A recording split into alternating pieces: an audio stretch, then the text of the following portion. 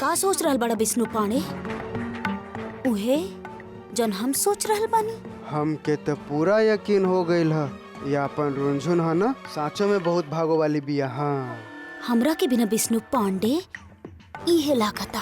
काहे कि तनी सोचा कि रज्जू और बंटू भैया के इतना फायदा में जाए वाला धंधा अचानक नुकसान में कैसे चल गई? अरे और तो और अब फायदा हो गइल हाँ, अभिज्ञान के। अरे रुनझुन के सगाई के अंगूठी पहनते ससुरा अफसर हो गइल। हाँ, और तो और साला इतना दिन से सरकारी पेच में फंसल ओकर आपन मकान वापस मिल गइल। अबे विष्णु पांडे ये सब ना वो हीरोइन के भाग के कमाल बा। अरे ये तो कुछो ना ह कलसन वाली। रुनझुन है ना, बचपन से बड़ा बड़ा खेल दिखावतिया। यह बात हमके अब समझ में आयल ये रुनझुन के कुंडली देखे के बाद। हाँ अरे हम बतावत है तो के हाँ पिताजी के जाए के बाद ना, हाँ ये पांडे परिवार के सारा बिजनेस डूब गइल रहे। अच्छा, तब भी रज्जो भैया के इत्र के इतना बड़ा ऑर्डर मिलल, सारा दिन बदल गइल। अब पूछ हाँ इतना बड़ा ऑर्डर कौन दिन मिलल? कौन दिन? अरे ठीक वही दिन हाँ। जौन दिन रुनझुन पहली बारी घर में आयल रहे। हाँ। अच्छा। अरे और तो और हाँ। अपने बंटू भैया है ना, बंटू हाँ। भैया अरे कोनो रिश्ता न करत रहे। अच्छा, सब आवते देख के चल जाते रहे। रिश्ता तय हो गइल अचानक। वो पता कौन महीना? वही महीना हाँ। जौन महीना रुनझुन ही घर में आयल रहे। और तो और वही महीना हमू वकालत पास कर गई नी। अबे तो हर घर में ना 2-4 मिनट तसल्ली से बैठ के केहू बात भी ना कर सकेले। अबे क्या बाबे? मामी हम है रुनझुन। रुनझुन बेटा खड़ा हो। अब बेटा, अरे मंदिर गए लो, इतना जल्दी वापस आ गए लो? हाँ मामा, आपके फोन बजत रहे, बैठक में रखल रहे। अरे हाँ, उधरे भूल गए रहनी। ठीक है।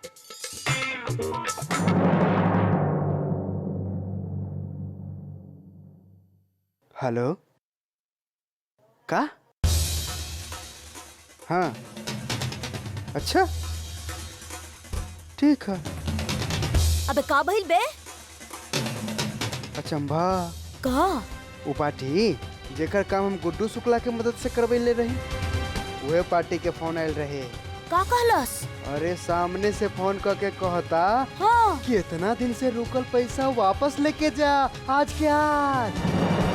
अब देखिए साला वो गुडुआ के मुंह पे अभी पैसा फेंक के मारब। अबे ससुरा, अबे तो चमत्कार हो गइल। कसर वाली। अबे तो चमत्कार हो गइल बे।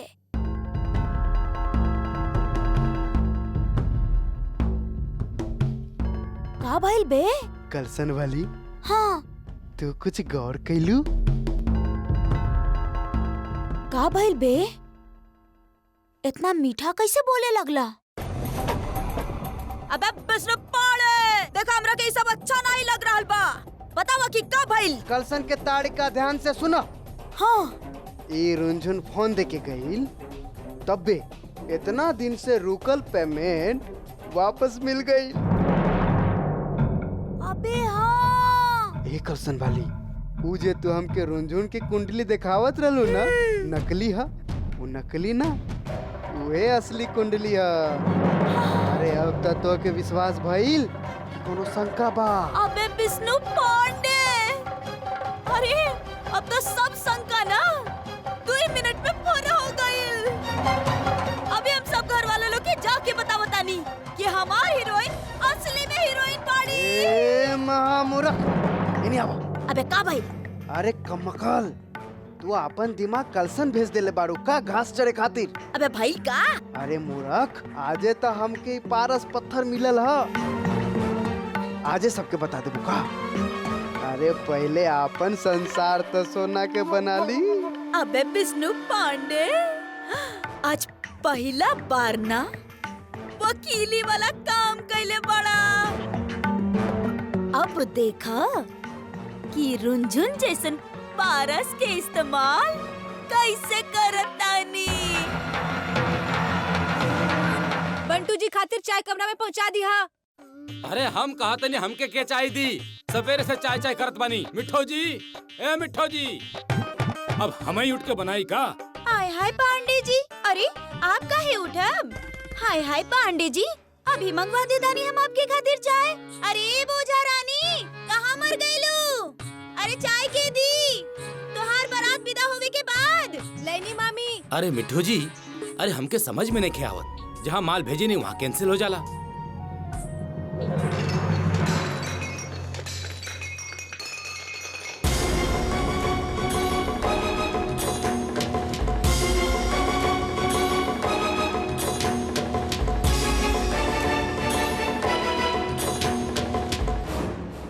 कोनो बात ना। अरे रुंझुन बिटिया, ऐसे भी हम नहाए जात रहली, अभी बदले थे कपड़ा। हाँ बदल। हाँ हम कहा था नहीं, मिल गए हमऊ के चाह। मामी हम देखनी ना, हमरा से गलती हो गई। हाय हाय बोझा रानी, हाय तोहार बियाह का तय हो गईल? तोहार तो पाँव जमीन पर टिकी न रहल बा, बहुते फुदक फुदक के चल रहल बाड़ू तू आजकल। तोहार टकना काट के ना हाथ में थमा देंगे हम, समझ गईलू तू? अबे मिट्टू जीजी, तू तो गजब बात कर रहल बाड़ू। अरे एमे रुंझुन के का गलती बा? वो तो बिस्नु आके टकरा गईल रहे। मामी हम जानबूझ के ना कहनी, हमरा से गलती से गिर गई। मामी गुस्सा मत होई, हम अभी साफ कर देते हैं। अरे एमे साफ करे वाला कौन बात बा? तू ये सब काम काहे करबू? अबे हमार बाप कलसन के गिराम प्रधान बाड़े। हाँ, ये सब छोटा मोटा काम खातिर हम तोरा के परेशान थोड़ी करब। अबे कपड़ा तो धोबी भी साफ कर ली। रुंझुन बिटिया, कलसन वाली मामी के रहते हुए ना कौनो चिंता मत करा, जाके अपन काम करा। हाँ? अरे अरे ये तो हमार कप तोड़ देलू तू। ई ला एगो और नुकसान। अबे बिल्लो दीदी, वो रुंझुन से ना हमरा से टूट गइल बा, हिसाब में लिख लिया, समझ गइलू? हाय हाय कलसन वाली, बात बात पे डांटे फटकारे और गरियावे वाला मुंह से इतना प्यार दुलार कैसे टपक रहल बा? लागता बिस्नुआ जुत्ता धोइले बा रात में। विष्णु जी बहुते ख्याल रख रहल बाड़ी का? बात का बा बतावा, का बात कर रही? हाँ कोनो बात जरूर है। ये अचानक रुंझुन हीरोइनी से रुंझुनिया कैसे बन गई? मिठू जीजी कुछ तो बड़ा चक्कर जरूर है। अबे कितना बार कहले बानी बिल्लो जीजी कि कौनो बात ना हा और कौनो चक्कर ना बा। और ऐसा बना बिल्लो दीदी कि तू चुपचाप से जाके बंटू भाई साहब का खाना खिलावा। ज्यादा मत बोला तू कलसन वाली। हाय कलसन वाली, आज ये पूरब के सूरज पश्चिम से कैसे निकल गई? हाँ, कौनो न कौनो नया तिकड़म जरूर सुझा रहल बाड़ू भैया। अरे हटा हटा हटा, आ गईला कलसन से चमन। अरे हटा भैया, कलसन से चमन आइल है। अरे हटत काहे नहीं के, हटा भैया। अरे जाओ कोनो बुलावा हमार दीदी कलसन वाली के। अरे यो दीदी, अबे का देख रहल भाई, हम ही कलसन से चमन, पहचानत नहीं के का? मामी आपसे बाहर क्यों मिले आयल है? कह रहल है कि आपके माई के कलसन से आयल है। हमारा अलबानिया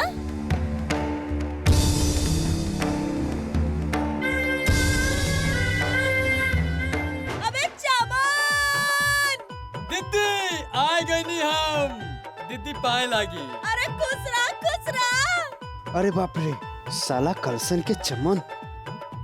अबे कैसन बड़ा?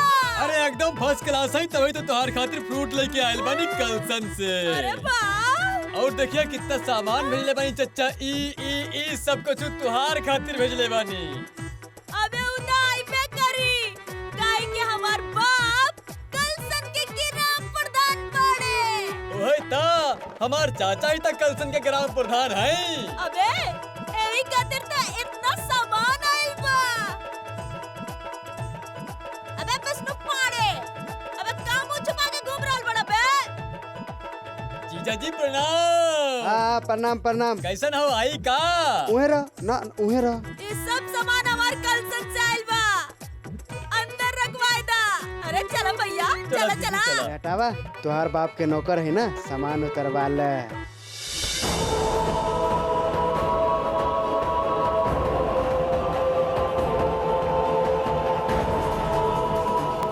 हे भोलेनाथ, कैसन भाग है हमरी रुनझुन का। भागो वाली होके भी अभागन है। आज जौन भागो वाली की कुंडली की पूजा करे के चाही, वही कुंडली हमका बहावे पड़त है, वो भी बिना विधि विधान के, पूजा मंत्र के।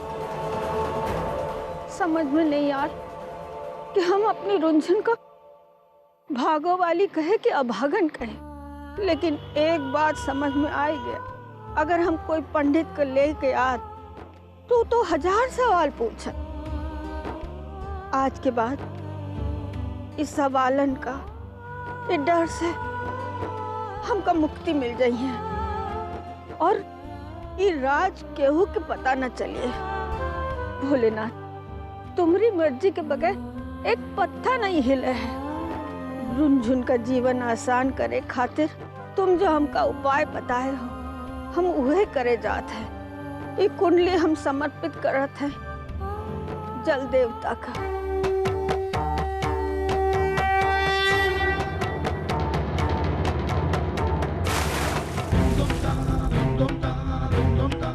प्रभु, अगर ये हमसे अपराध हो गया है तो हमका माफ कर दो। हम एक और अपराध करे जात है, अपन भागो वाली की नकली कुंडली बनावे चाहते हैं, ये लिए कि कौनो तरीके से अभिज्ञान से उनका बिहा हो जाए। हमें क्षमा कर दो, क्षमा कर दो भोलेनाथ, क्षमा कर दो।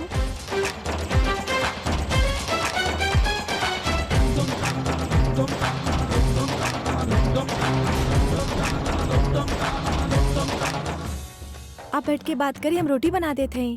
अरे रुंझुन बिटिया, तो हर कोनो उम्र भाई सब काम करे के, हाँ? तुम्हें निकर जानत नहीं हो, ये हमार दीदी हैं, पूरा कलसन में मशहूर रहेली।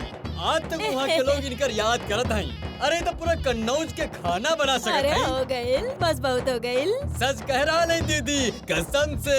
हमार चाचा भी कलसन के ग्राम प्रधान हैं। लेकिन मामी, घर में मेहमान आए और हम कुछ काम ना करी, अच्छा ना लागत है। हम पानी ले आवत हैं। अरे रुंझुन, हम कह रहल बानी ना कि तोहरा के कोनो जरूरत ना बा कोनो काम करे के। अब तू कोनो नौकरानी थोड़ी ना बाड़ू कि सब काम करबू। चलो बैठा, बैठा ना, चलो बैठा। हाँ, आराम से बैठा। अरे तू चिंता मत करा, कलसन वाली मामी ना सब काम कर ली। हमार रुंझुन बिटिया जौन बाड़ी ना, कितना बड़ा गुणवान बाड़ी। अरे तोरा के देख के ही समझ में आ गेल हमरा के। हल्का से हल्का, भारी से भारी, सब काम ना एकदम झट से कर ले ताड़ी। अरे यही खातिर ना तो हमरा के एकर चिंता सतावल जा रहल बा कि शादी ब्याह हो के अगर अपन ससुराल चल जाई तो ई सीधा ही पना देख के तो उ लोग एकरा से बहुत काम करवा ली है। यही खातिर तो हम कह रहल बानी कि अगर एकरा से केहू काम करवाई ना तो आँख नाक तोड़े में ना एक बार भी ना सोचब। आय हाय, ई कलसन वाली इतना प्यार दुलार काहे बरसा रहल बाड़ी बोझा रानी पर। आय हाय बिल्लो, चलो नीचे चल के देखल जाओ का खिचड़ी पक रहल बा। चलो रुंझुन, जरा जाके देखा तो विष्णु मामा के का चाही। जी मामी। जा।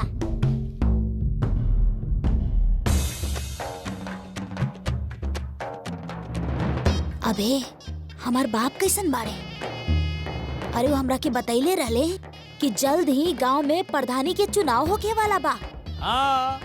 और ये भी कहत रहले कि ई बार कुछ बता ना सकेले कि के जीत जाई। अरे दीदी, अगर भाग्य साथ देले बा तो चाचा जी जरूर जीती है। अबे तू ओकर चिंता मत कर, हमार बाबूजी के भाग ना ऐसे चमक जाई जैसे कि नवग्रह। ये बात हम कल ही रुंझुन के तोहरा साथे ना कलसन भेज देतानी। अबे अपन बाबूजी के कलसन के ग्राम प्रधान बनावे खातिर ना हमरा पास किस्मत के चाप।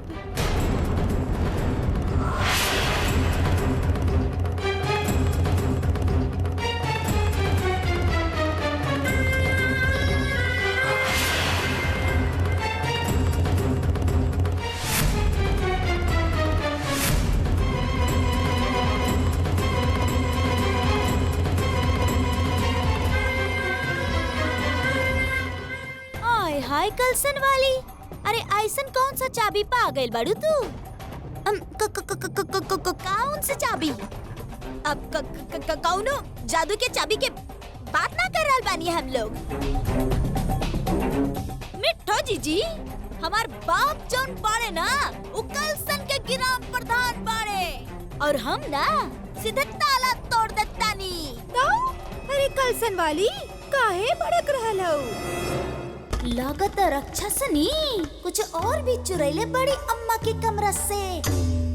हाय हाय कलसन वाली, अब बता अभी दा ऐसा कौन सा किस्मत के चाबी पा गइल बाड़ू तू? अबे जीजी और दीदी, अरे हमरा के लागत है ना कि तू दोनों के ने कुछ सुने में कोनो गलती हो गइल बा। हाय हाय कलसन वाली, मधुर मधुर मुस्कुरा रहल बाड़ू, एकदम में ना हीरोइन के जैसन। लेकिन बात तो कुछ जरूर बा भैया। एकदम सही कह रहल है आप, कुछ बात तो जरूर है। अबे तू दोनों जन्ना तो हाथ पैर धो के हमार पीछे ही पड़ गए लो। आय हाय कलसन वाली, अब बतावे के बात बतावा, नहीं तो मत बतावा भैया। अच्छा भैया, ई तो बतावा कि तुहार जीजी कुछ कहत रहली ना कि कौनो किस्मत के चाबी कलसन भेजे के बा। हमरे चच्चा भी कलसन के ग्राम प्रधान बाड़े। जब दीदी कह रहल बाड़ी नाही त नाही, काहे ओका खींच के अखाड़े में लावत हो? ई कुमकन्ना के ता देखा कैसन सफेद झूठ बोला था। तोहर मुंह फूक दी हम आग में। अच्छा तो ठीक बा भैया, जब दोनों भाई बहन एक हो गईले तो हम का कहीं? वैसे कलसन वाली तू कहत रहलू कुछो? हाँ, हम कहले बानी किस्मत के चाबी। तो देखनी दीदी आ गई नी ना लाइन पे कलसन वाली। देखा बिल्लो दीदी, बात ई बना कि हमार बाप जौन बाड़े ना वो हमरा के कहले कि पहला बच्चा के जौन पहला कपड़ा होखाता ना वो बहुत शुभ होखेला। त यही खातिर हम बबली के कपड़ा चमन के हाथ से कलसन भेजवा रहल बानी। का बा कि हमार बाप कल प्रधानी के पर्चा भरे वाला बाड़े। ओही के हम तब से ना किस्मत के चाबी बोलत रहनी। काहे चमन? सही कह रहल बाड़ू दीदी। आय हाय, ई करिया चुड़ैल ना बहुते हरामी बाड़ी। आय हाय रुंझुन बिटिया, अरे तनी हमनी लोगन के तोहर कलसन वाली मामी से ना कुछ जरूरी बात करे के बा। तू जाता अपन कमरा में जा। जी मामी। अबे कहाँ जा रहल बाड़ू? हाँ, तोरा कहीं जाए के कौनो जरूरत नहीं खे। चला बैठा है, जा बैठा। हाँ, ई हमार रानी बिटिया बाड़ी। अबे मिठो जीजी, तोनी के जौन बात कहे के बाना वो एकरा सामने बोला, समझ गइलू? रंजन बिटिया, अरे हमार रानी बिटिया, ई ला हमार बाप कलसन के ग्राम प्रधान ई मिठाई भेजले बाड़े, चलो खा ला। हाय हाय बिल्लो, अरे तू देख ना रहल बाड़ू का? का दीदी? अरे वो कलसन वाली अपन कलसन के मिठाई खिला रहल बाड़ी। ऐसा ना का दीदी? चल। हाँ चलो। तो जाना। हाय हाय बिल्लो, कोनो न कोनो बात तो जरूर बा। नहीं तो कलसन वाली वो बोझा रानी पर कब वो इतना प्यार न टपकई थी। तो हम ये सोच रहे हैं दीदी कि काहे ई कलसन वाली सब कुछ जाने के बाद भी कुछ न जाने के नाटक कर रहा। दीदी कुछ तो बात जरूर है। देखनी ना कैसे अम्मा के पोटली के बारे में कुछ ना बतावत रहे। एकदम सही कह रहल बाड़ू। हम कह देते हैं दीदी ई कलसन वाली पर ना हमके जरा भी भरोसा ना है। आय हाय बिल्लो, घबरावा मत, हम वो देख ले भी कलसन वाली।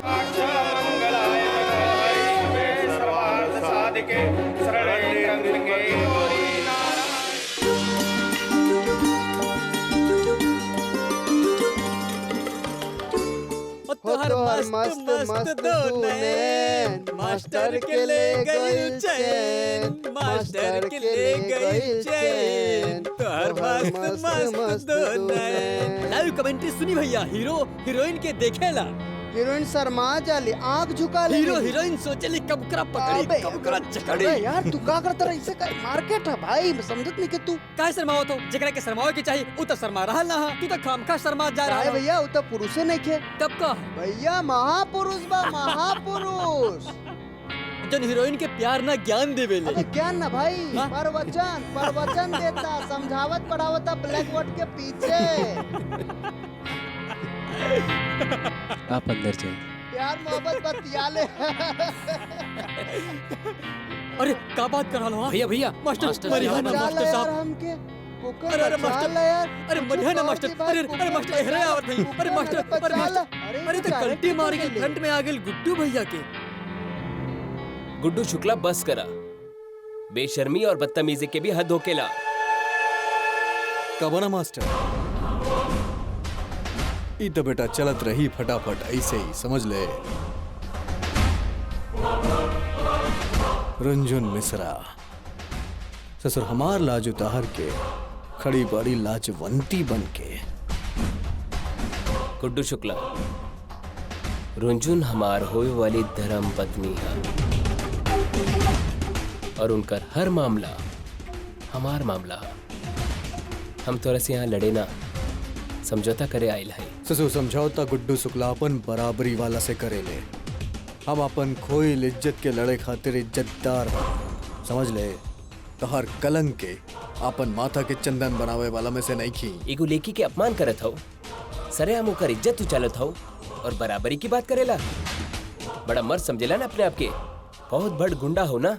जा ओकरा परेशान करा जोन तुआर बराबरी के आ, तब तो के तोहार औकात पता चल जाए।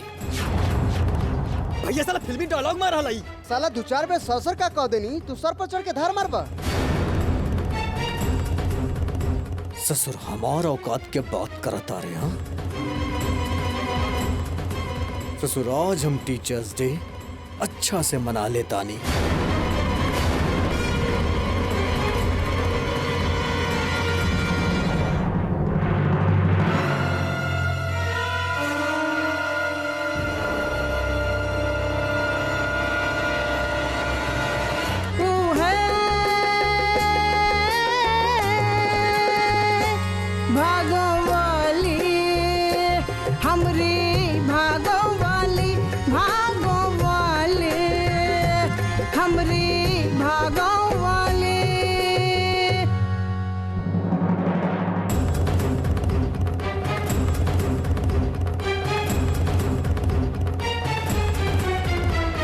मास्टर जी आप यहाँ से जाएं।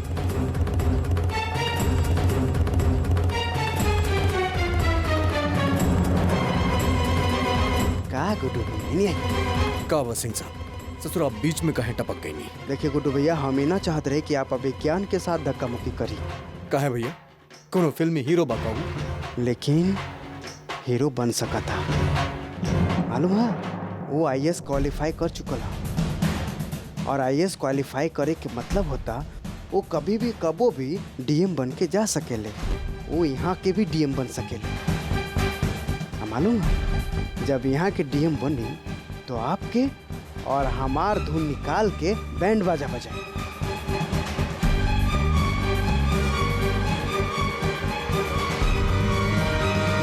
अम्मा गुड्डू शुक्ला चाहे जोन कुछ कैलस, पर हम तो ठीक कहीं नहीं ना। आखिर रुंझुन जी के खातिर इतना तो करे के रहे। पर हमके अम्मा सबसे ज्यादा संतोष ई बात की है कि हमार बात के गुड्डू शुक्ला पर कुछ ना कुछ असर तो जरूर पड़ल होई। अरे नाही बेटुआ, ऊ का ऊपर का खाक असर होई। अरे नाक के सामने सत्यनारायण की कथा बाचो, तू का डसना भूल जाई। अरे अम्मा, चाहे कोनो कितना भी बुरा काहे ना होके, कबो ना कबो ओकरा अपन गलती का एहसास जरूर होकेला। तुम सभी के लिए बहुत अच्छा सोचते हो। तुम्हारी ये बात हमको बहुत पसंद है। जी धन्यवाद। अम्मा वो रुंझुन के कुंडली मिलन?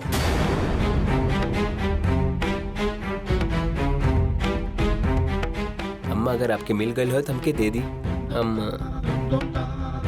हम शादी की डेट फिक्स करवाते हैं। वो कुंडली तो मिली ही नहीं। वो का है ना, हम शायद बहुत संभाल के उका रखती है। हम खोज लेंगे, खोज के भेजा देंगे हम। जी अम्मा ठीक है। अम्मा अम्मा हमारे दिमाग में एको बात चल रहा। कौन बात बेटा? हम अगले हफ्ते दिल्ली जा रहे हैं IAS की इंटरव्यू खातिर, और रुंजुन जी की भी शादी खातिर शॉपिंग वॉपिंग तो करे की हुई। और अम्मा गुड्डू शुक्ला के तेवर देखकर लगेला कि यहाँ पे तो हमके शांति से शॉपिंग करे ना दी, हमारा बात और भी बिगड़ सकेला। अम्मा अगर आप आज्ञा दी तो हम 1-2 दिन बाद रुंजुन के कानपुर शॉपिंग खातिर ले जाई। ई का हो रहल भाई पांडे निवास में? अबे ई का कोनो अंग्रेजी बिलायती के घर बा का, जोन बियाह के पहले बहन बेटी के बाहर लेके जाइबा?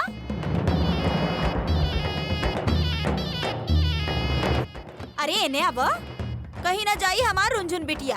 हाँ, और अम्मा हम रुंझुन के ना शॉपिंग करावे खातिर कलसन लेके जाइब।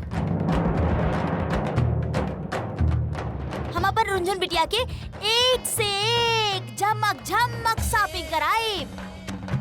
हम अपन रुंझुन बिटिया के ना ऐसन शॉपिंग कराइब कि सब लोगन के आँख से ना देखल ना जाई। ई कलसन के कुतिया इतना मीठ मीठ कैसे बोले लगली, और वो भी ये रुंझुनिया के खातिर?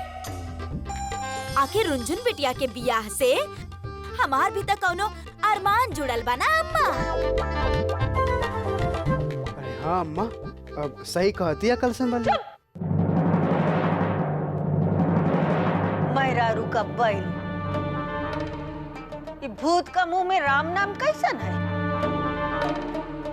रुंझुन कलसन ना जाइए। अबे काहे ना जाय दे ताड़ू अम्मा?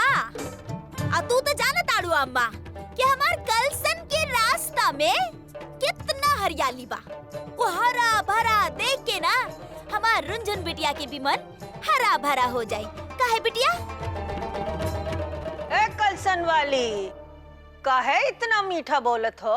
हाँ, अरे शहर का सारा चीनी खत्म हो जाए और बंद करो ये तुम्हारा तमाशा, समझे? तुम्हारे कलसन में सब नौकर चाकर तुम्हारे बाप को लात मार के भाग गए का, जो हमरे रुंझुन की याद आए? अरे अम्मा, हमार भावना के समझा ना अम्मा। अरे हम अपन रुंझुन बिटिया के बारे में गलत काहे सोचब? तुम का करियो कि ना करियो हमका सब मालूम है। 100 बातन की एक ही बात, रुंझुन कलसन ना जाई है मतलब ना जाई है। ई कमीनी कुतिया कलसन के डायन ये बोझा रानी के कलसन काहे भेजे चाहताड़ी? हाय हाय कलसन वाली, तोहरी परमार्थ के काम देख के ना हम सोच रहल बानी कि सधुआई ले ली, एकदम तोहरे जैसा। तो हम भी उहे बन जात हई साधु। बिल्लो रानी, हमार का होई फिर? चुप रही ना बंटू जी। दीदी और जीजी, तू लोग दोनों जन के ना ये सब करे के कौनो जरूरत नहीं खे। और मिठो जीजी, तू तो बस मीठा जहर फैलावा। हाँ। ए कलसन वाली, तुम्हारा कलसन का नौटंकी बहुत देख लिए और ना दिखाओ। तुम दोनों मेहरारू और मर्द। अरे अम्मा, इमे बुराई कहा? वो ससुरा गुडुआ शॉपिंग न करी दी ता? चुप जोरू का गुलाम। तुम उनका पास से पैसा ना लेते तो ये दिन ना देखत पड़ी। अरे तुम्हारी वजह से पूरे कन्नौज में हम एक पैसा का ब्याह का कोई सामान नहीं ले सकते हैं। उहे के तो प्रायश्चित कर रहल बानी हम अम्मा। अबे हमरे और विष्णु पाड़े के मुंह में कीड़ा बिलबिलाई अम्मा, कीड़ा। अगर कुछ गलत कही नहीं था अम्मा, एगो मौका दे दा अम्मा, एगो मौका। आज भोरा ही गंगा जल हाथ में लेके कसम खैले बानी कि आज विष्णु पांडे और गुडुआ के पैसा दे के आई है। ए पगला गेल बारूका। अरे हम कोनो कसम वसम ना ले हैं, हमारा पास कोनो पैसा वैसा ना है, कोनो पैसा ना देब हम। अबे तोरा के याद नहीं खेगा कि क्लाइंट के फोन आवल रहे? तो उहे फोन जन रुंझुन बिटिया उठैले रहली, वो तोहरा के कहलस ना कि तोहार और गुडुआ के पैसा दे दी। अबे उहे फोन के बाद तो तू हमरा के कहले रहला कि रुंझुन भा।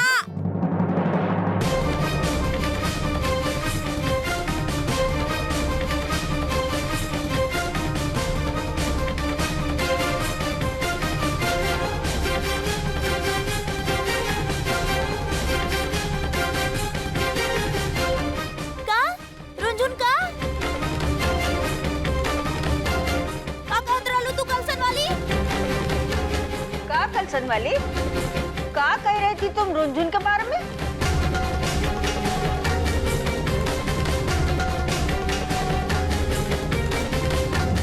भागते भागते अम्मा, भागते भाग रुनझुन फोन लेके आयल रहली और हमनी लोगन के ना खुशखबरी मिलल रहे। हाँ बोला ना। हाँ हाँ हाँ माँ। रुनझुन का हाथ से खुशखबरी मिली?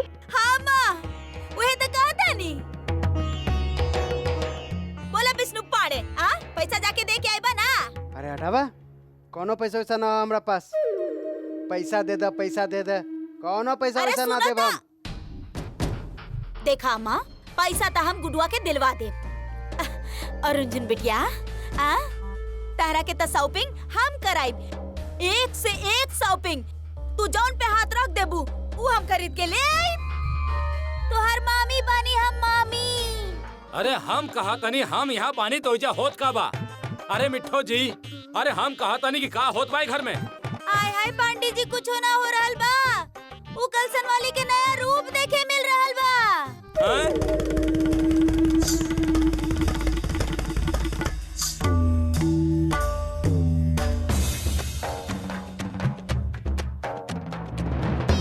सुना, ई ला पैसा और जाके तुरंत गुडुआ के दे के आवा। ए, अकल के अंधा कलसन वाली। अरे हमार नाम विष्णु पांडे वकील है। हम सिर्फ लेवे के काम करत हैं, साला पैसा देवे के काम ना करत हैं। हाँ। लेकिन हम देवे का काम करतानी। खाली बेमतलब काहे मारला रे कलसन के ताड़ी का। अबे हम तोहरा के बेमतलब ना मारले बानी, काहे कि तोहार दिमाग में ना ठूसल वकील। अरे कील हमरा दिमाग में ना ठुकल है, तोहरा दिमाग में यम दूतनी चढ़ल है। ये साला गुड्डू शुक्ला के पैसा दिलवा के हमार घाटा करवाई। हम घाटा ना करवा रहल बानी, हम करवा रहल बानी व्यापार, और वो भी ना बिना पूंजी के। अरे अकल के मंद कलसन वाली, बतावत तनी कैसे। ता अक्ल से मंद विष्णु पांडे, सुना, तहरा के पता बना कि जल्द ही कलसन में प्रधानी के चुनाव होके वाला बा। हाँ पता है ता। और ई बार ना हमार बाप के जीते का चांस कम बा। अबे लेकिन हमरे बाप भी कलसन के ग्राम प्रधान बाड़े, और हम उनका के कौनो कीमत पे हारे ना दे। तो का करबू, साला भूत कैप्चर करबू? नहीं, सुना, अबे भूल गईला कि रुंझनिया भागो वाली बाड़ी। यही खातिर हम रुंझनिया के कलसन लेके जाइब ना, ओकर हाथ से अपन बाप के इलेक्शन के फार्म भरवाई। हमर बाप फिर से बन जाई है कलसन के ग्राम प्रधान। और फिर 35,000 का बे, अबे 35 लाख हमरे पास आ जाई। यही से विष्णु पांडे वकील इला पैसा ले जाके ना गुडुआ के दे के उस शैतान देवता के शांत कर दो, और पैसा दे के अपन सारा पाप रुंझुनिया के ऊपर डाल दो। मतलब ई कि कुछ ऐसा तिकड़म भिड़ावा ना कि गुडुआ हीरोइन के जीना हराम कर दे, और तभी ना वो हीरोइन के हम ले जा पाइब कलसन। कैसन? बहुत बढ़िया। अरे का कमीना दिमाग पहले बालो रे कलसन वाली। अब हम समझ गए का करे के है आ कैसे करे के है। ए गुडुआ,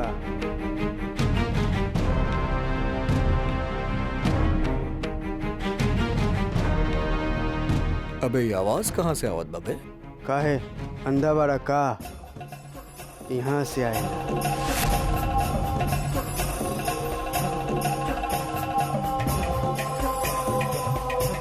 बेटा आग से अंधा तो नहीं की। नोट वापस करे आए ले, देख ला करारा पूरा हा 35,000। ससुर कुत्ता के तुम सीधा कैसे हो गए?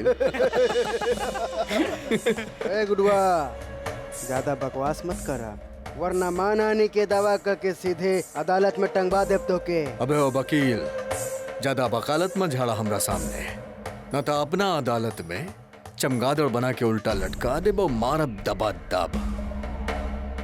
जबू पैसा ले ले। विष्णु पैसा दा। ए गुडुआ देखा, पैसा तो हम तो के दे दे, लेकिन एक वार्निंग दे रहा है कि तू रुंझुन के कोनो बदनामी ना करबा, और पहले जे बदनामी कैले बारा ओकरा खातिर माफी मांगबा, समझला? एक काम करता नहीं, तहर भांजी के चरण में गिर जाता नहीं और माफी मांग लेता नहीं। का बेटा कुकन जब ससुर तोहर भांजी के कारण हम 10 दिन जेल में चक्की पिसले बानी। वो इज्जत के क्या लौटाई? तू लौटाई बा? तका तो रुंझुन के बदनामी करे से बाज ना आइबा। कौनो भी कीमत पे ना, कौनो भी हाल में ना। बेटा आज तक गुड्डू शुक्ला कौनो भी लड़की के तरफ आंख उठा के ना दिखले बा, और तोहर भांजी के कारण हमरा पे घिनौना इल्जाम लागल बा कि हम ओकरा साथे जबरदस्ती कईली, गलत काम कईली। ओकर हिसाब तो ओकरा चुकावे के पड़ी। चला नोट दा, और एक बात नोट कर ला, गुड्डू शुक्ला अगर डंका के चोट पे कुछ कहा तारे तो करके दिखाई है। देखा, आखिरी वार्निंग दे रहा तो के, अगर रुंझुन के बदनामी कैला तो सीधा अदालत में लटकवाई तो के। बड़ा पैसा गिन ला पूरा बाकी। हाँ कितना भैया? मान गईली कलसन वाली, साला का तरकीब लड़ेले भी, लोमड़ी के दिमाग पहले भी जैसे चाहत रहे वैसने हो गए। अरे वारे कलसन की ग्राम प्रधान की बिटिया। अरे अब हमार बात काट दे। डायमंड का करता रह जा जाके आईटी का पढ़ाई करा। पापा अरे बहस नहीं, जब तक आई जा बैठा रहता जा। पहले ही काम ठीक नहीं चलत, ऊपर से नवाब ज्यादा। मिठू जी हाँ। चाय भेजो हमरा खातिर। अम्मा अम्मा, ये गुडुआ जी है ना, इस ससुरा बहुत बदमाश है। हाँ पता, ये बेवकूफ कलसन वाली के कहे पर हम ओकरा पैसा लौटावे गईली, ससुरी पैसा रख ले। अरे पैसा लेवे के बाद भी वो रुंझुन के बदनामी रोके से इनकार करता। गुड्डू जैसन चमगादड़ हम कबो न देखे। कितना भी खाट तखत बिछाई दो, लेकिन वो ससुरा उल्टा लटक के ही सोएगा। अरे ये तो कमीनगी की हद है। अरे अब पैसा मिल गया तो काहे हमरे रुंझुन के साथ दुश्मनी निभा रहा है? हाँ माँ, हुए था ससुरा तो हद कर देले। अरे कहे लागल शॉपिंग तक न करे देव, और तो और पूरे कन्नौज में कोनो भी दुकान पर खड़ा न होवे देव। मन तो करे वो लफंगा के लकड़ी बनाए के चूल्हे में घुसेड़ दी। अम्मा, हमार बाप भी कलसन के गिराम प्रधान बाड़े। अगर वो गुडुआ कलसन में नजर आ गई ना तो हमार बाप बोरसी में डाल के ना ओकरा के ताप ली है। अम्मा, वो हम का कहते हैं कि जब यहाँ कन्नौज में इतना प्रॉब्लम है ना शॉपिंग के, तो काहे ना कलसन वाली के साथ रुंझुन शॉपिंग खातिर कलसन चल जाए। कहा कि रुंझुन के साथ कलसन वाली भी चल जाए, और बहुत दिन से हमार दिमाग खा रहा, अपन मायका भी मिल के आ जाए। तुमरे कान में कोनो ढक्कन लगा है? ए रुंझुन। हाँ अम्मा। पानी लाओ हमरे लिए। हाँ। हम एक बार कह दिए ना कि रुंझुन कलसन नहीं चाहिए, मतलब नहीं चाहिए। ए अम्मा, ऐसन काहे कर रहल बाड़ू अम्मा? लवा पाँव दा। ऐसन बा अम्मा कि हम रुंझुन बिटिया के ना एक ही दिन में लेके लौट आई, और ऐसे भी हम कोनो सर फोड़ावी खातिर थोड़े ना जा रहल बानी। जाए दाना अम्मा, चिंता मत करा। हटाओ, लाओ, जाओ तुम अपना काम करो। हम तुमका कहे ना, रुंझुन कन्नौज छोड़कर कहीं नहीं जाइए। ये घड़ियाली प्यार है, घड़ियाली, समझे? अरे तुम दोनों गंगा जी में खड़े होके गर्दन तक बोली हो कि तुमका हमरी रुंझुन पर दया आत है, तो भी हम ना मानिए। अरे गंगा जी सूख जाइए तुम्हारा झूठ सुन के, समझे? चल हटा। अबे अम्मा ये हमार बात काहे ना समझ रहल बाड़ी। तो खड़ा काहे बाड़ू, चल। हाँ। तो जरूरी कुतिया कमीनी कलसन वाली के अम्मा के संदूक में कौनो ऐसा चीज मिल गई है, ओकरे से ई घड़ी घड़ी रंग बदल रहल बाड़ी। हम तो पता लगा के ही रह भैया। अबे ई बुढ़िया के हड्डी चरमरा गइल बा, लेकिन अकड़ देखा था वैसे ही बनल बा। इस 60 के सटियाइल बुढ़िया के ना त हम ऐसन के तैसन कर दे। का ऐसे तैसे कर देबू तू, का उखाड़ लेबू? हाँ? साला तोहार 3-5 के चक्कर में हमार पैसा भी चल गेल गुड्डू शुक्ला के पास, और साला कोनो फायदा ना भइल। विष्णु पांडे ज्यादा मत बोला, न त आइजन तारा के लतियाई दे। साला हमके लतियाईबू हैं? साला हमके? हाय हाय कलसन वाली, का हो गइल हा? भंडा फोड़ त करब हम तोहार खेल के अब। कलसन के नौटंकी बाज, भिख मंगनी। हमके भी तो बतावा कलसन वाली। अरे हम भी तो जानी अम्मा के संदूक में ऐसन का मिल गेल तोके जे खड़ी खड़ी रंग बदलत जा रहल हो। हाय हाय कलसन वाली, छुपावे से कौनो फायदा ना हुई। तो अबे हम कह रहल बानी ना कि संदूक से हम कुछो भी ना निकलने बानी, तब बार बार पूछ के हमार दिमाग काहे खराब कर रहल बाड़ू? ऐसे नहीं बाना त अम्मा से पूछ ला। हम अम्मा के अभी आइजे बुला देता नी। अम्मा आय हाय कलसन वाली, लग गइल का? हाँ, अरे अब अम्मा के काहे बुला रहल बाड़ू? अभी तो हम लोग चलता नहीं, बाद में बतियाई। हाँ? चला अभी जा। मान गेली साला तोरा दिमाग के। का झेपलिसबाजी कैले हो, का रौब जमेले हो? हाँ? अबे रौब तो जम गई, लेकिन काम नहीं बन रहल बा, और जल्दी से जल्दी ई हीरोइन के हाथ से फार्म भरवावे के बा। लेकिन समझ में ना आ रहल कि कैसे हीरोइन के घर से बाहर निकाली। कलसन वाली, का देखो मकर संक्रांति आ रहल है।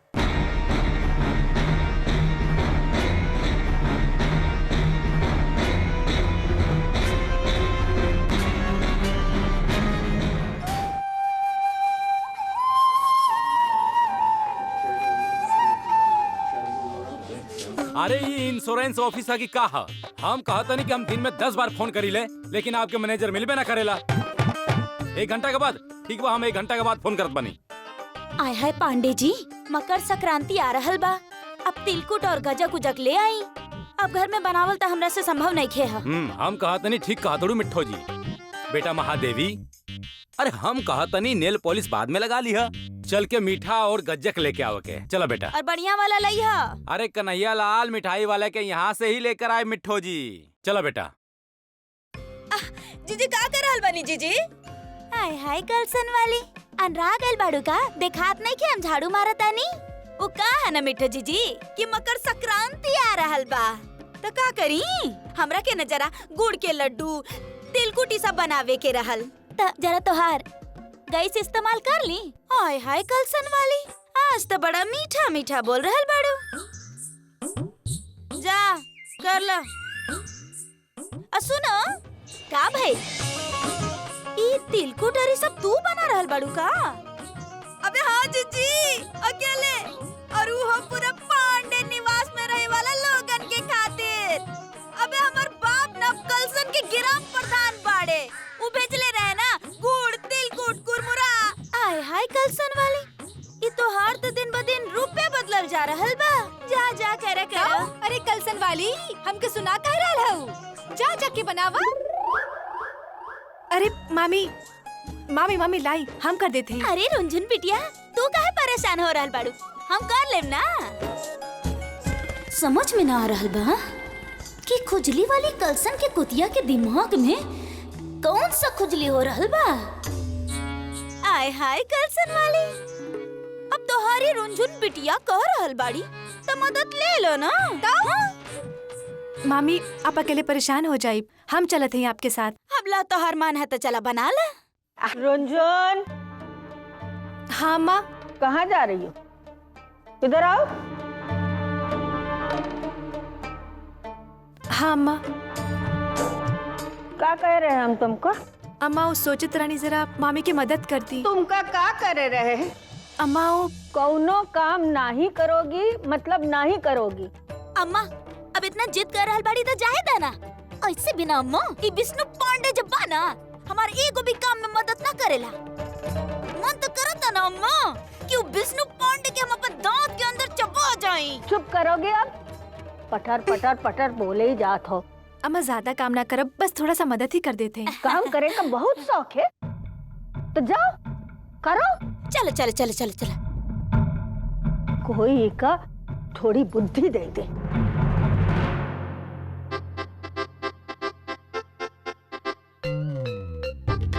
कंकड़ निकाला।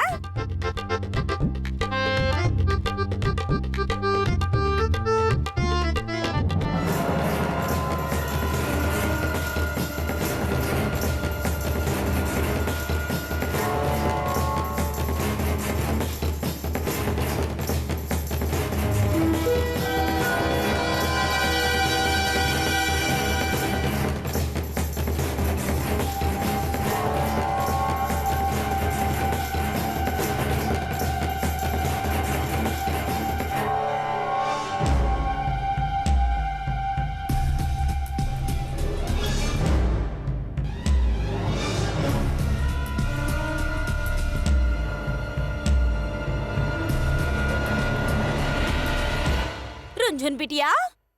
हाँ मामी। यहाँ आवा आवा ना। वो हम कहत रहली ना।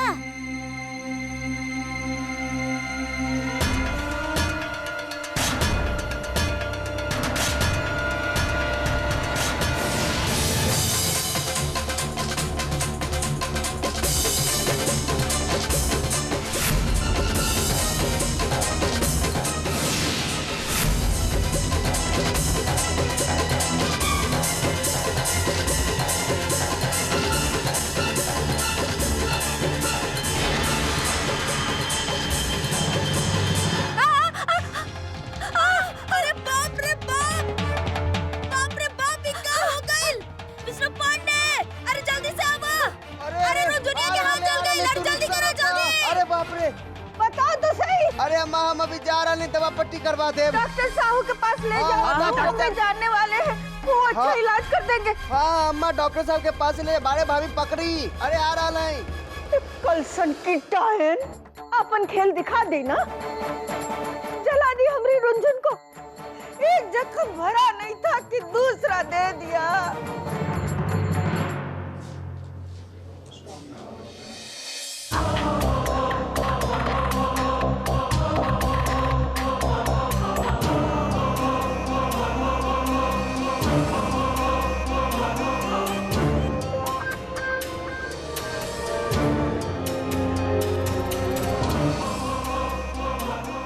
क्या करें? हम खुद ही फोन कर ले डॉक्टर को। हम कहते नहीं अम्मा, अगर हम गई रहती ना तो अब तक रुनझुन के दिखा के चली आई रहती, वो भी बड़ा अस्पताल में। अरे वहाँ के बड़ा से बड़ा डॉक्टर रज्जू पांडे के अच्छे से जाने ला, समझ लू ना। एक चुटकी में पूरा इलाज करा देती। तो गए काहे नहीं? हमके पता ना चला ना अम्मा, बाहर रहनी हम। हाय हाय पांडे जी, सही कह रहल बानी आप। बस घर में बैठ के लंबा लंबा फेंका। मूर्खा धीराज, गधा पांडे। हम कहा तनी कि मकर संक्रांति खातिर कुछ मंगवाओ के बका। अरे रहे दो, हमारा दिमाग मत चाटो। ये विष्णु पांडे अभी तक कहे नहीं आया। हाँ, क्या कर रहा है? रुंझुन कैसी होगी?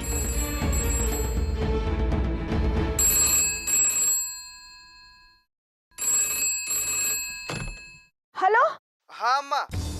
विष्णु, डॉक्टर साहब मिले? हाँ अम्मा, हम क्लिनिक में ही बैठा लाई। रुंझुन कैसी है? कहाँ है? अम्मा रुंझुन है ना डॉक्टर के पास पट्टी करा रहा ला। घबराए के कोई बात तो नहीं ना? अम्मा आप घबराई मत, चिंता के कोनो बात ना, रुंझुन बिल्कुल ठीक है। ठीक है, उका लेके जल्दी घर आ जाओ। हाँ हाँ अम्मा, बस रुंझुन के पट्टी हो जाए सीधे घरे पहुंच रहा है। हाँ अम्मा, फोन रखते हैं हम।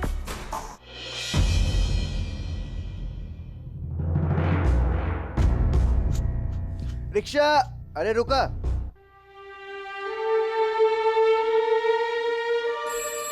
ए रज्जुक दुल्हन, देखो किसका है। बंटुक दुल्हन, हमको जरा पानी दो। हेलो के हम डॉक्टर साहब बोल रहा बानी।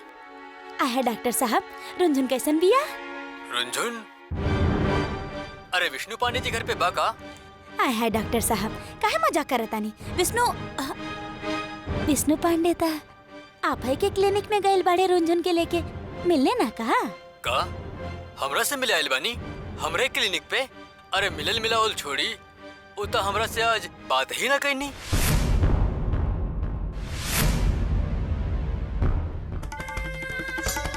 हाय गजब हो गई। रुंझुन के कहाँ लेके गए विष्णुआ? कौनो न कौनो गड़बड़ झाला कर रहल बाड़ी दोनों प्राणी मिलके। पता तो लगावे के पड़ी कि चक्कर बा का। अरे हम पूछे तनी मिट्ठू जी, आखिरी चक्कर कहा? बिल्लो रानी, ये चक्कर कहा? वो लोग तो रुंझुन के लेके डॉक्टर के पास तो गईले नहीं, तो कहाँ गईले बताओ ना। काहे मिट्ठू दीदी, आपके का लागत था? दिमाग में घोड़ा के लीड भरल बा तोहार, बिल्कुल ठंडा हो। हाय हाय बिल्लो, अरे तू ही अपन एक्सप्रेस दिमाग लगाए के पता लगा ला, हमनी के भी बता दा।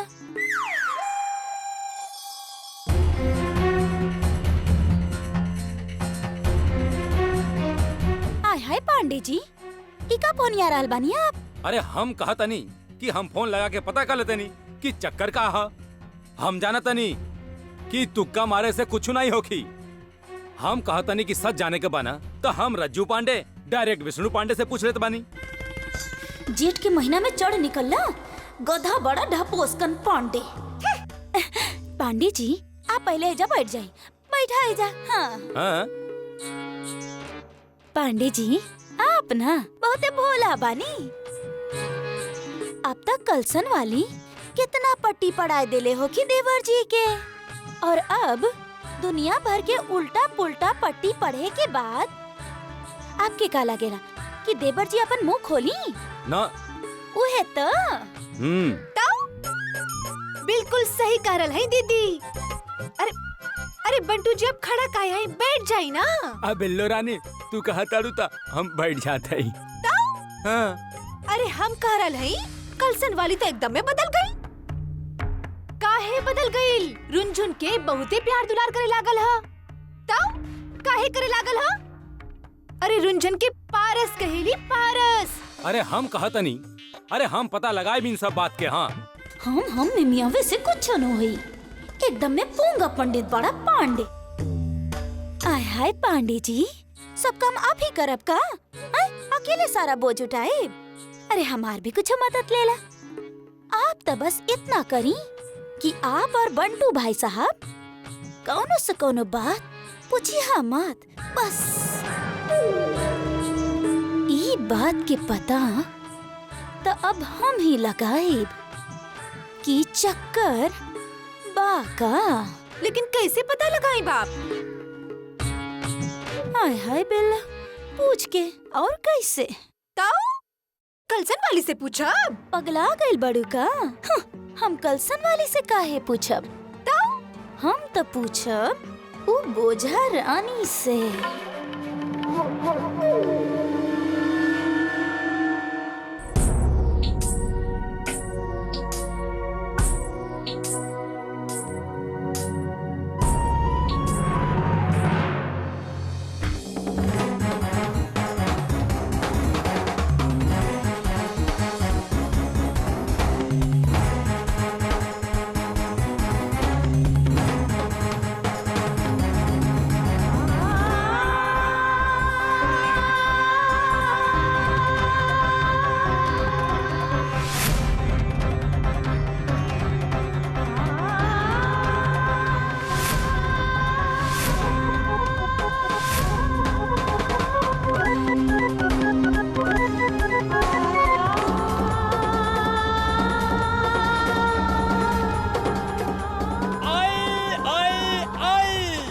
मकर संक्रांति के पावन पवित्र पर्व पे फ्रेंडशिप पतंग उड़ाई। आई आई आई।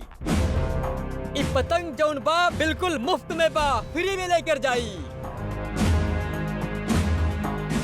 का देखी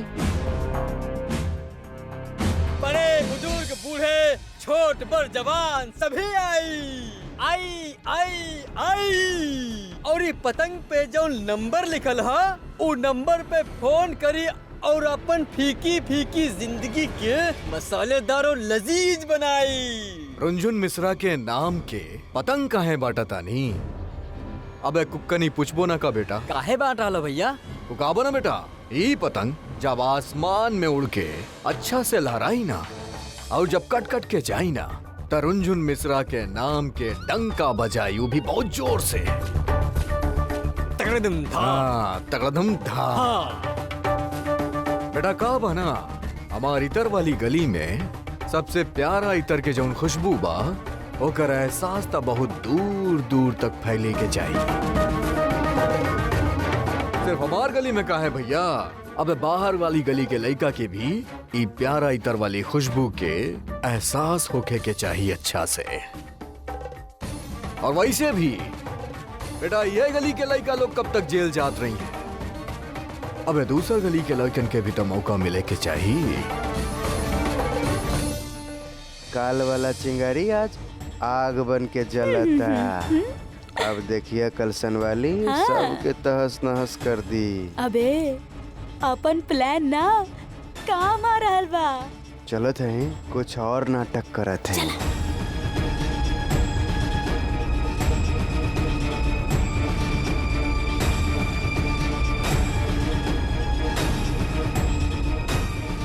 चलो बेटा सही से बांटा तनी अच्छा से। देखा रुंझुन बिटिया, तू घबराइया मत। ई गुडुआ के ना तो हम भरता बना के खा जाए। ई गुडुआ समझेला का अपना आपके? हाँ तू चिंता मत करा। लेकिन एगो काम करिए रुंझुन बिटिया, अम्मा के ना आज जौन सब कुछ भइल बा ना ई ऊ कुछ मत बताइया, ठीक बा? काहे कि वो तो बेचारी बेकार में परेशान हो जाई है। हाँ बेटा। और तू तो जाना ताड़ू अम्मा तोहरा के लेके ऐसा ही परेशान रहेली। इतना चिंता ई उम्र में उनका खातिर ठीक नहीं खे। यही से रुंझुन बिटिया मत बताइया अम्मा के। हाँ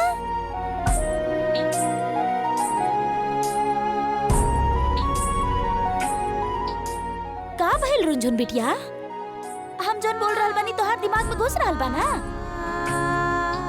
रुंझुन बिटिया समझ गेलो ना, अम्मा के कुछ मत बताइया। हाँ जी मामा ना बताई। अरे अम्मा का करल? कैसे न है यार? ठीक है अम्मा, सब ठीक है। दवा तो लगाया ना ठीक से? हाँ हाँ दवाई लगेनी है, आप परेशान ना हो। ज्यादा तो नहीं जला? ना अम्मा जलन भी ना हो रहा, अब ठीक है। देखो तो त्योहार के दिन का कर बैठी। कोनो बात ना अम्मा, लावा हम काम करा देते हैं। वो छोड़ो, तुम एक काम करो, थरिया लेके तुम। हाय का कशिश बा आवाज में हमार जान, बड़ी मुश्किल से नंबर लगल बा। अब बताई ना हमार नंबर कब आई? हम तोहार पागल आवारा दीवाना मस्ताना बानी, मस्त रखब तोहरा अपन दोस्ती के छाव में। अरे खाली सांस ना छोड़ा, कुछ बोला ना तो हमार सांस आवा बंद हो जाए। क्या हुआ? किसका फोन था? ओ कुछ ना अम्मा, रॉन्ग नंबर रहे, केहू गलती से फोन कर देलस रहे। फोन भी ना जी का जंजाल है।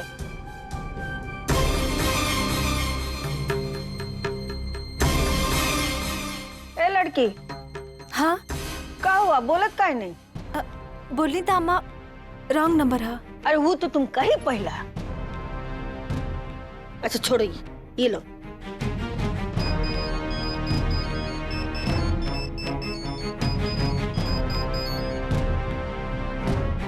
अरे काहे काट दी? अम्मा बोली ने रॉन्ग नंबर है, लावद्दा केकरा देवे के है? वो काहे ना बिटिया, ये थरिया लेके अब विज्ञान के घर जाओ। हाँ, और उनकी अम्मा को देना, समझे? ये क्या है कि सगाई के बाद ये पहला त्योहार है तुम्हारा, और ये घर में तो ऐसा कोई है ही नहीं जो तुम्हारे लिए कुछ करे। सब मिट्टी के माधो। यही लिए बिटिया तुम कहीं जाए के पड़ी। संभाल के ले जाओ। अरे का हुआ, घंटी काहे सुनत हो? ठाक काहे नहीं? बोली ना अम्मा, सुबह से ही रॉन्ग नंबर आ रहा। हम ऐसा करत हैं कि फोन ही बंद कर देते हैं। ओही अच्छा, न नौमन तेल होगा न राधा नाचेगी। अब तुम जल्दी से जाओ और जाके वापस आओ, समझी?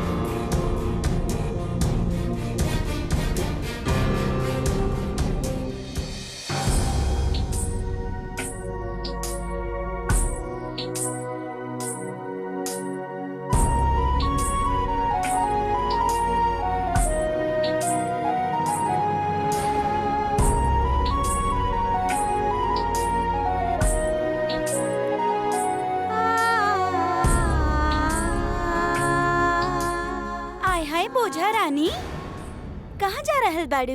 मामी वो यहाँ आवा, कुछ बात करे के बात तोरा से।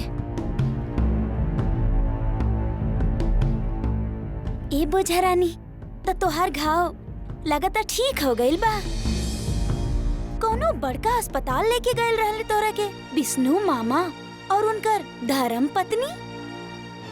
ताऊ ले काहे ना चाहिए दीदी, अब हाथ जलल हा त इलाज तक करी है ना। और वैसे भी दीदी आजकल कलसन वाली रुनझुन पे थोक के भाव से प्यार बरसा रहल हा। आय हाय, तोरा के लेके कहाँ गइल रहले? वो दिल्ली एमस उमस? मामी हम तो काले रानी की रहे दी, ज्यादा थोड़ी ना चलल हा, चली घर चला था। लेकिन वो लोग माननी है ना, मरम पट्टी करा देनी, देखी ना पैसा भी खर्च हो गई। आय हाय, ये विष्णु बिना मतलब के कब से पैसा खर्चा करे लागल? ताऊ कुछ तो बात जरूर है दीदी। एकर मतलब बा तू लोग सीधा अस्पताल गइला और आ गइला? मामी ओकर पहले तो हम लोग जिला पंचायत गइल रहनी। आय हाय, ई जिला पंचायत में कब से डॉक्टर उक्टर बैठे लागल भैया? ताऊ मामी वो वहाँ पे डॉक्टर खातिर थोड़ी ना गइल रहनी। वो कलसन वाली मामी है ना, उनकर बाबूजी प्रधानी के फॉर्म भरे आयल रहे, हम लोग वही खातिर गइल रहनी। आय हाय, लेकिन ओमे तोहार का जरूरत रहल?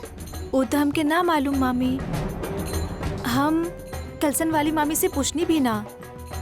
वो लोग हमरा से कहले कि फार्म भर दा, तो हम भर देनी। आय हाय, तोहरा से फार्म भरवैले?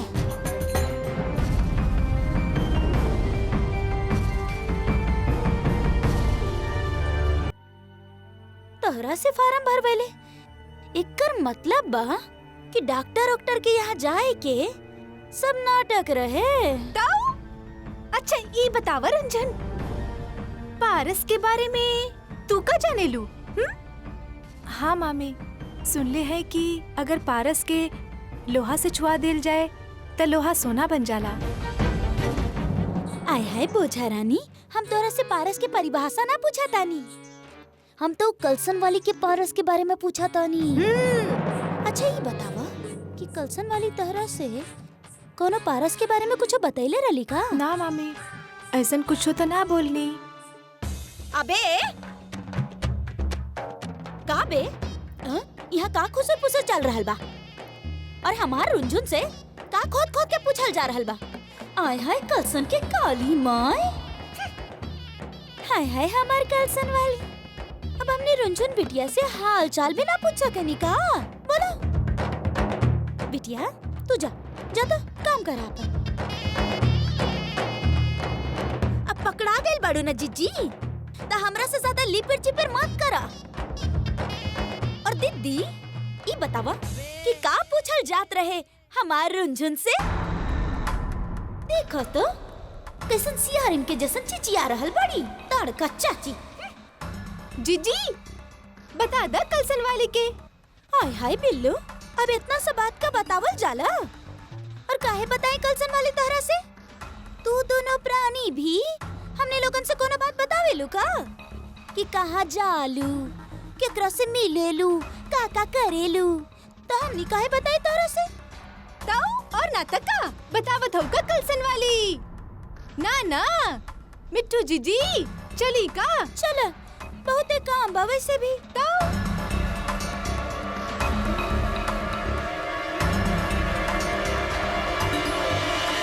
माँ मजा आ गई। अच्छा बनल बा। बहुत पसंद है, बहुत ही बढ़िया लड्डू है।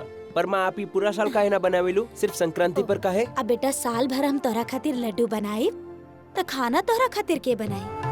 अब बहू आ रहल बाड़ी ना, वो खाना बनाई और हम लड्डू बनाई। माँ हमके और लड्डू देना, बहुत अच्छा। खा ला काहे के आज के बाद खाए के मिली ना, अब के बार बदनामी के लड्डू मिले वाला बा। ये ला पढ़ा।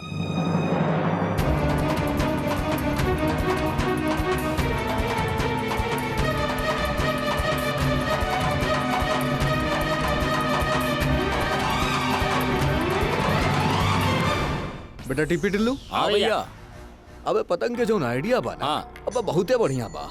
बेटा पतंग कटे के बाद भी पूरा इतर वाली गली में रुंझुन मिश्रा के नंबर दे रहल बाड़ी। भैया हाँ बोला। सब गुड़ गोबर हो गई। ओहो का भइल बोला। और रुंझुनिया बाड़ी ना, वो हमारे साथ डाल पात खेल रहल बाड़ी। साफ साफ बतावा का भइल बा, फिलासफी ना चढ़ा हमरा सामने, बोला। भैया भाई ली कि रुंझुनिया अपन फोन के कर देले बाड़ी स्विच ऑफ। और हो गई है हमनी सब के प्रोग्राम फ्लॉप। गुड्डू शुक्ला के प्लान फ्लॉप।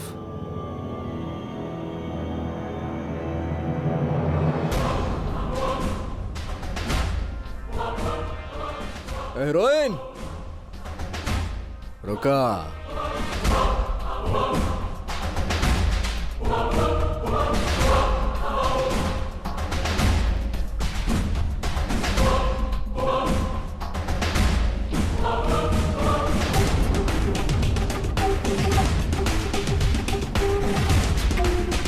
हीरोइन अपन हीरो के साथ रह के क्रांतिकारी रानी चेन्नम्मा हो गई बाड़ू का लागेला का तोरा के? क्या तू अपन फोन के लाल बटन दबाईबू और गुड्डू शुक्ला के पूरा प्लान फूस कर देबू? ससुर खेल खत्म और पैसा हजम। काहे अपन आशिक के जान के जोखिम में डाले में तुलल पड़ल बाड़ू? काहे? चला फोन ऑन करा। सुनाई ना दियल हम का कहनी भैया, फोन चालू करा। वो कहा ना हमरा 5 गिने तक अगर तू फोन ना ऑन कैलू तो भैया यहाँ पे एगो भूचाल आ जाई। तहार मास्टर जो आशिक बना ओकरा लेके निकल जाई। अब सोच ला भैया का करे के बा, कि भैया दोस्ती करे खातिर फोन चालू रखे के बा या अपन आशिक के कचुम्बर बनत देखे खातिर फोन बंद करे के बा।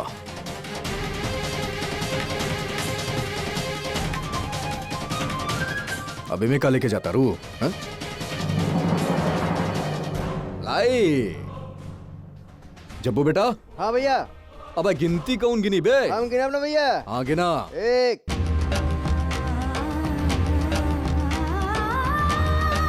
2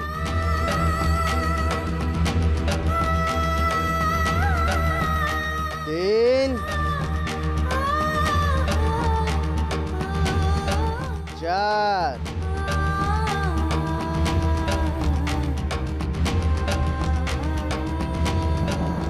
बड़ा जब्बू बड़ा चालू हो गई। सुना फोन बंद ना करिया, ना तो आशिक अभिज्ञान दीक्षित याद कर लिया। चला चला चला। लागत कोनो रिश्ता से नहीं, मुसीबत और फजियत से नाता जुड़ गई बा।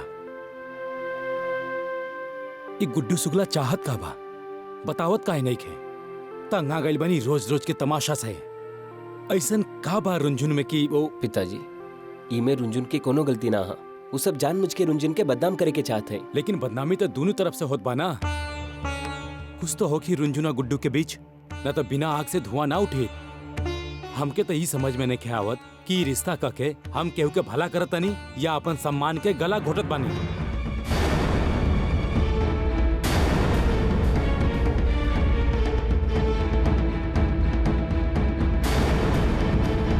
अम्मा आप लोगन खातिर संक्रांति के संदेश भेजले हैं। अरे वाह, ये तो बहुत अच्छा कैलू। अभिज्ञान के ये सब चीज बहुत पसंद बा बेटा।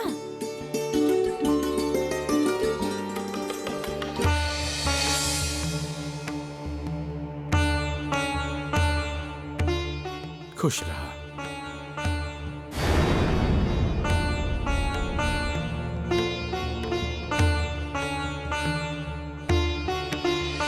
अरे आप आई बैठी ना। जे कुछ भी हो रहा हा, सब गुड्डू शुक्ला। कुछो कहे की जरूरत ना, हमके सब पता। अच्छा आप ये बात बताई कि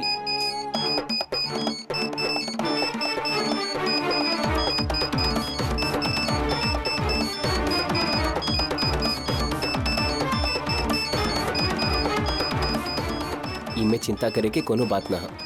आप फोन ना उठाई और ऐसे नोची हरकत के जवाब देवे के सबसे सही तरीका है चुप रहकर। लेकिन अगर हम लोग फोन ना उठाए नहीं तो गुड्डू शुक्ला आपके परेशान करी। भैया इतना फार्मूला लगा देनी, लेकिन लागेला कि अब फिल्म फ्लॉप हो जाई। अब मैडम जी फोन भी ना उठा रहा है। लाई भैया उठैले बानी। हेलो मजनू खान बोला तानी मिठाई वाले। देखिए हम पहले तो बिफर बिफर के रोवत हई, अपन जिगर के हाल सुनावे के चाहत हई। दिल थाम के सुनी, का है ना कि हमके यकीन है ना, पूरा विश्वास है कि हमार दास्ताने मोहब्बत सुन के ना आप हमरा से दोस्ती है ना डायरेक्ट मोहब्बत करे लगबू। मोहब्बत के बदतमीज बोल रहा हमके सब पता ही के करवा रहा। कह दी अपने गुड्डू शुक्ला से कि अपन बेहुदगी बंद करा। हाँ भैया तो मैडम के आइटम बोल रहा। कह दी अपन गुड्डू शुक्ला से अब ये फोन कबो बंद ना हुई और रुंजुन जी के हर कॉल के जवाब हम दे। उनकर मंगेतर अभिज्ञान दीक्षित। भैया जौन है ना टीचर्स डे है ना, वो तो बिल्कुल अमिताभ बच्चन जैसे यंगरी यंग मैन बन रहा। ली का बेटा टीचर्स डे। अबे हीरोइन बगल में पड़ी का। ससुर बहुत हीरोगिरी झाड़ा तरह। ससुर हमरा सामने ज्यादा फिसलैन मछली मत बना, न तो ससुर पका के चबा जाएगा। गुड्डू शुक्ला के मामला में टांग ना अड़ावा, दूर रहा हमरा से।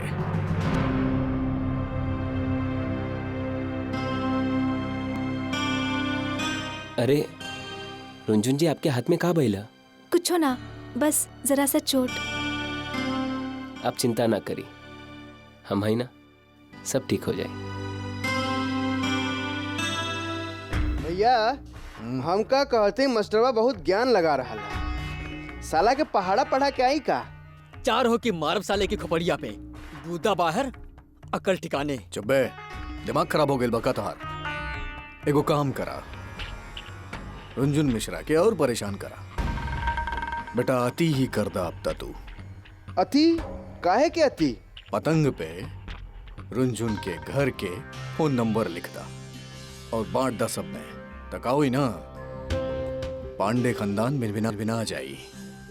कहे के घर के फोन ता फट फट फट फट खड़कत रही। भैया एकर मतलब कि रुंजुन के बदनामी बांटू।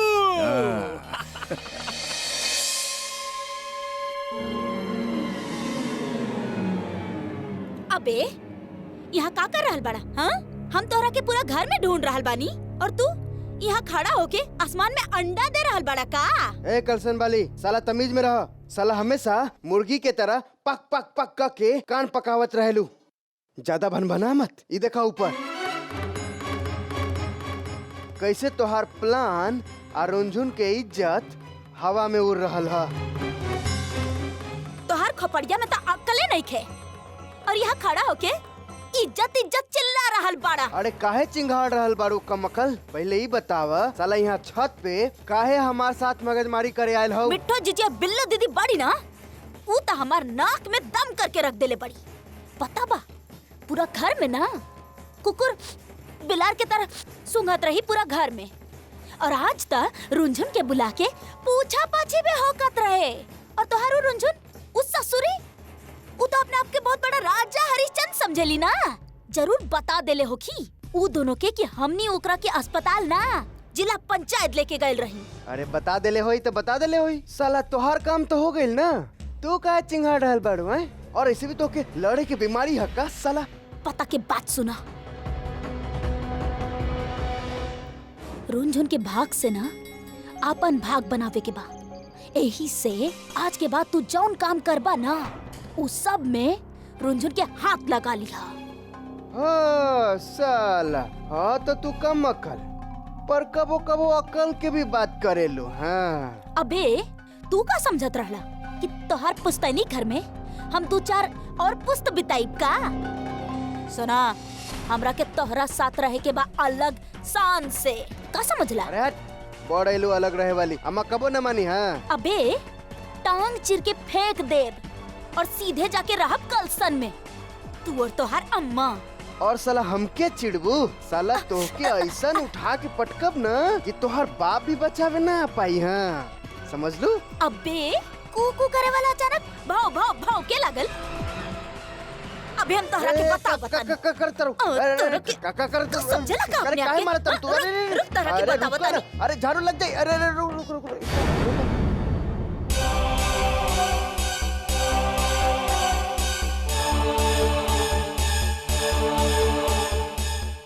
ई देखा, रुंझुन सही में भागो वाली बिया, पर खुद खातिर ना, अपन आस पास वाला खातिर। अबे ई जे तोहर दिमाग बा उससा ना गइल बा का? रावा, अबे का अकड़म बकड़म बकतड़। अरे बक ना रहा है, ध्यान से सुना हमार बात। हाँ अब तू रुंझुन के साथ अलग घर में रह के तैयारी शुरू कर द, समझ लू? रुंझुन मिश्रा भागो वाली।